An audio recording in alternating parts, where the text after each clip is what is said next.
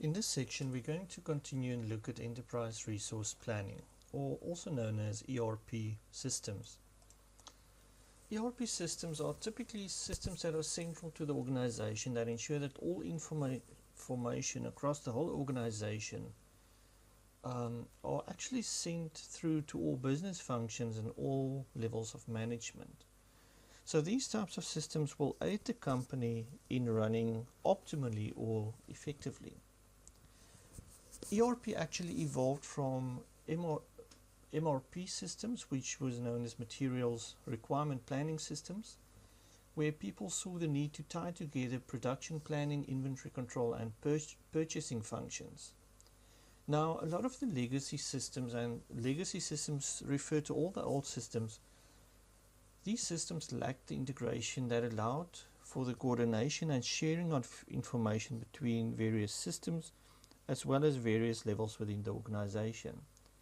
And this resulted in high costs as well as very poor customer service, because we had situations where companies didn't streamline the information between the different units, and it was very difficult to find relevant information. And ultimately the customers paid the price for that. So out of this, ERP systems was developed. So an ERP system will actually contain an ERP database, and then all the related systems that aid in the smooth running of our business, these will be linked to that ERP database. Now, businesses do rely on these systems, and it aids them in performing their daily activities. Now, as mentioned, it's going to aid product supply, distribution, sales, marketing, human resource management, manufacturing, accounting, and all the other systems. Now, why did they develop, or why was there a need for ERP systems? And it was mainly due to three reasons. Number one, globalization. As communication improved and more companies started to realize that they need to communicate with each other, the need for information sharing was determined.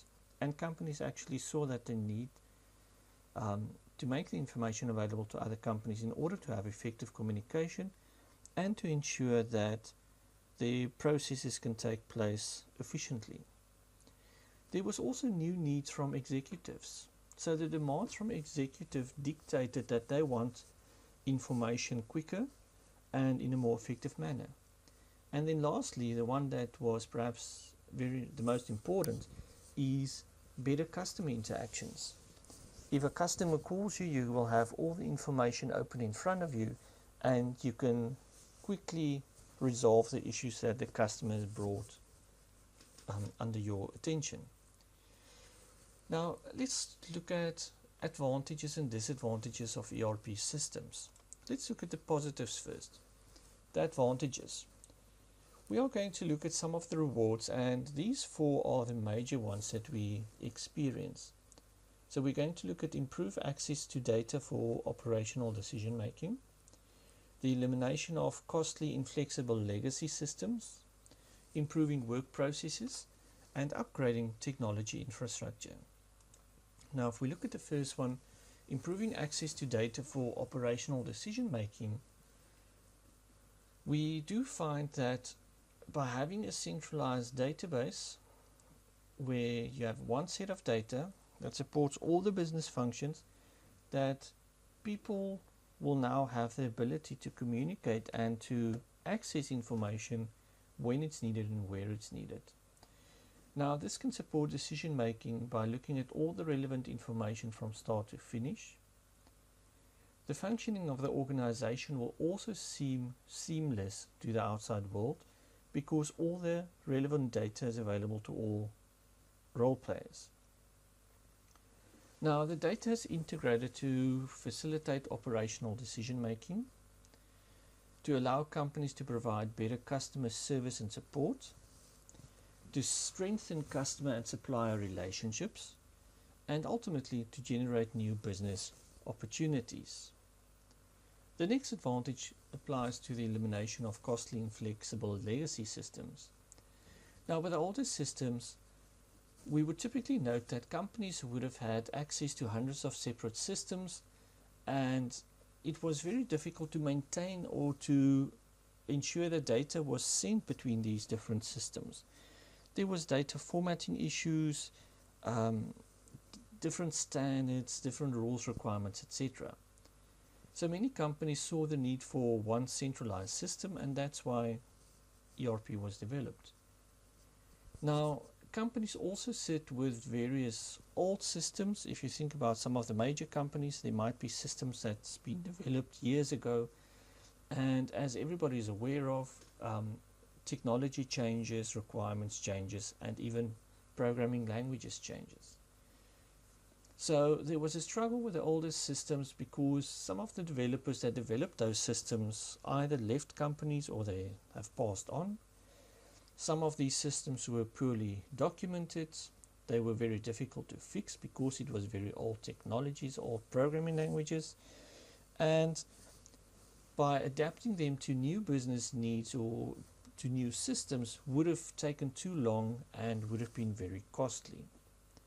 The next advantage is we're going to improve the work processes in the organization. Competition requires organizations to be effective and to be customer oriented. In today's world, we note that companies typically fight for the same bunch of customers, and it is important that you keep your customers happy. Now, ERP systems were developed after a lot of requirements were gathered and a lot of research was conducted, and then they looked at best practices, and based on the best practices they tried to find the most efficient and effective ways to complete various business functions. And these functions are typically built into your more general ERP systems. The last advantage that companies would face is upgrading technology infrastructure. By applying a new ERP system, unfortunately companies would be expected to upgrade the information technology, which could be in the form of your hardware, software again, operating systems, application software, databases, etc.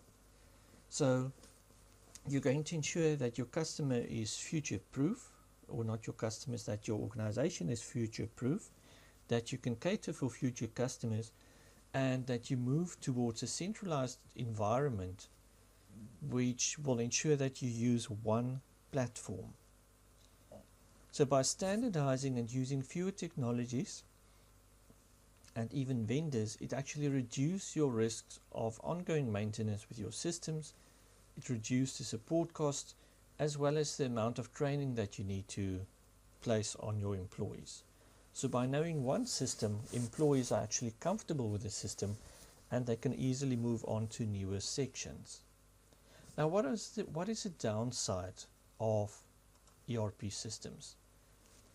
We need to realize that by implementing these systems, it can be very difficult and it can disrupt the business practices. People generally don't like change, and many people will try to avoid and resist such change.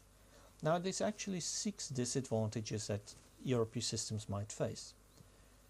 The expense and time in implementation, difficulty implementing change, difficulty integrating with other systems, difficulty loading data into the new system, risks in using a single vendor, and risks of implementation failure.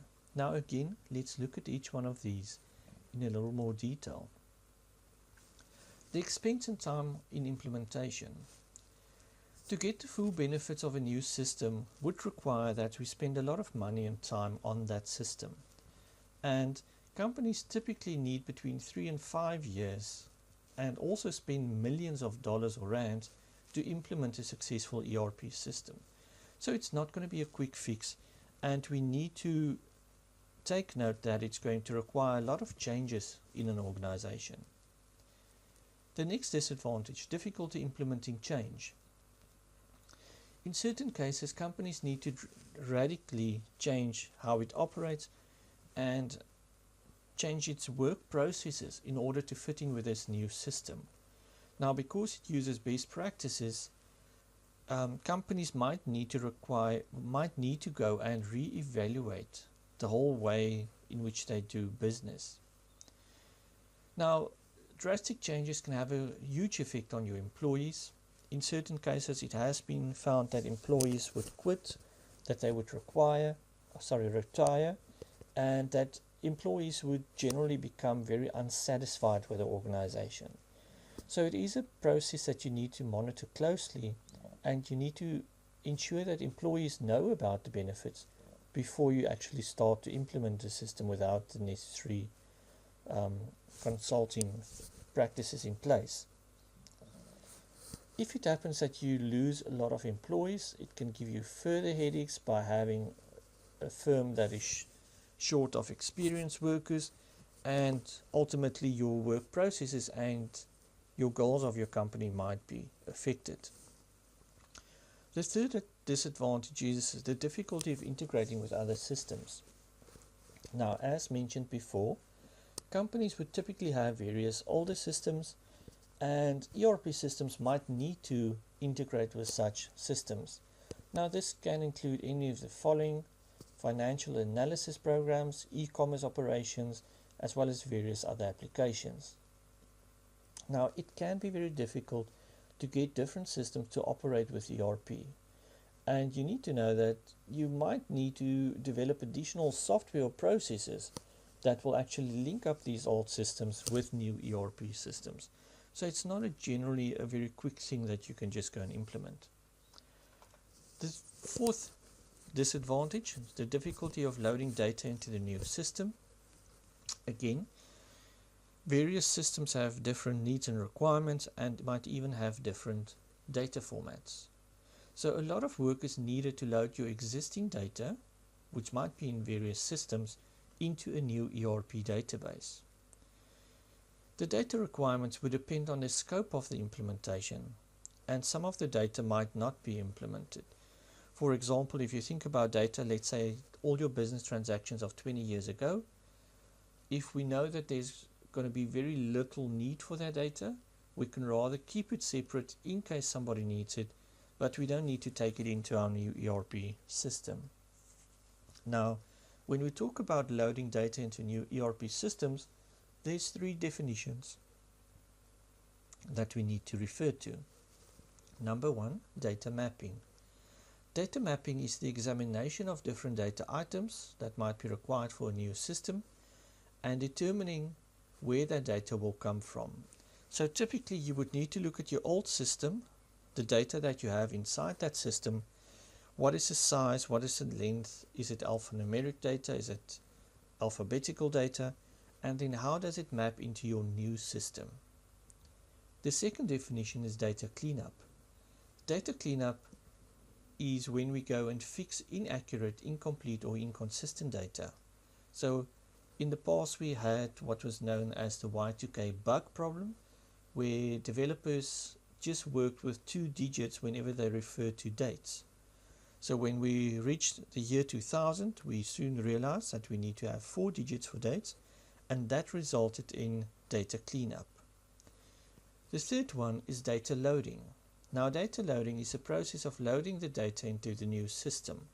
So it might require us to use conversion software to read in old data, to convert it into new appropriate formats, and then to save it into the new system. Now, this can either be automated or it can be manually conducted by people.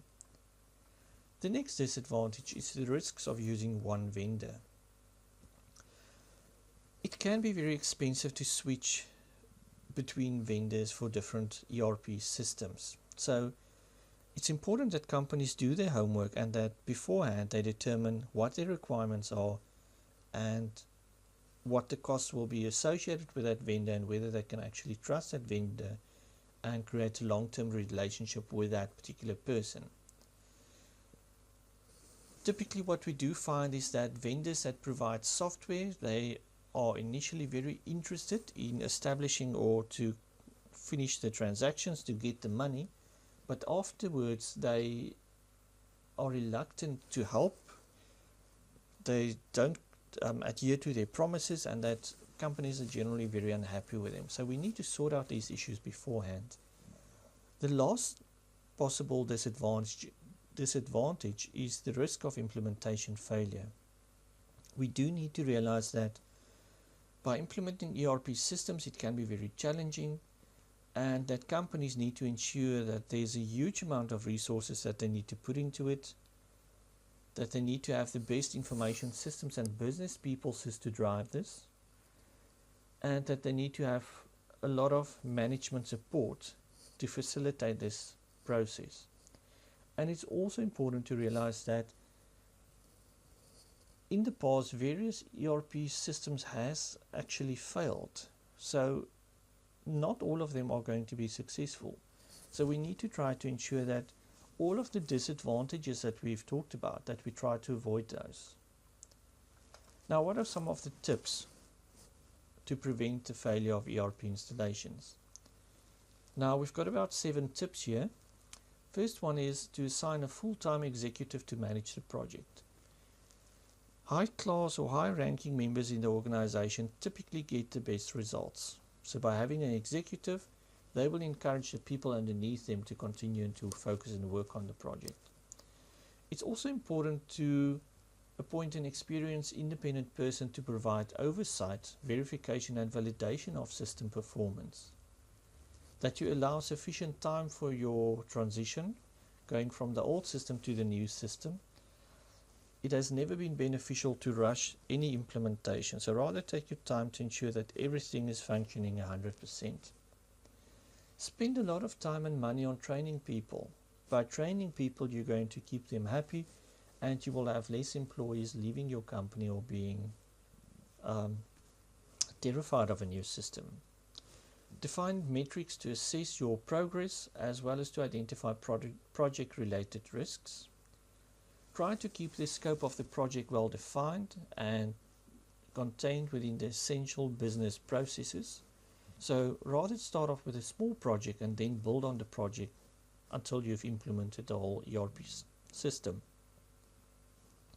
The last tip is try to avoid conforming the software to your individual business practice needs. Use the software that you've bought, and then if changes need to be made, you can negotiate that with a vendor. But if it's not required or necessary changes, rather don't do it. Now, where do we find ERP systems? As mentioned before, ERP systems are generally found throughout organizations. It depends on the needs of the organizations, and there's not really one solution that can fit all organizations. So we do find that there might be different systems for manufacturing versus universities, retailers, and healthcare. Now, when you buy ERP systems, you would typically work through a vendor. And vendors can actually be classified into 3 tiers, known as tier 1, 2, and 3. And it actually comes down to the size of the vendor and the annual revenue of your company and what you expect from the system. So for tier 1, it's usually multinational firms with various geographic locations and revenue above $1 billion. Now, these type of systems are highly complex to implement and to maintain, very expensive. Implementation takes years, and some of the leading providers are Oracle and SAP. Tier 2, which applies to medium-sized businesses with revenue between about 50 million to 1 billion, again across multiple geographical locations.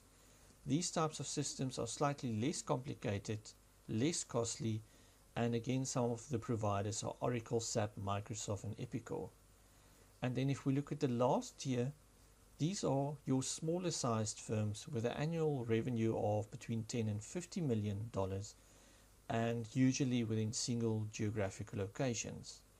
They are considered to be the easiest to implement, less costly, and there's dozens of vendors which users can choose from.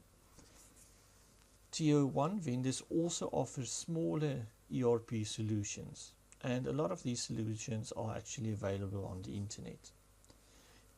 In our final section, we're going to look at other types of systems, such as our supply chain management systems, customer relationship management systems, as well as product lifecycle management systems.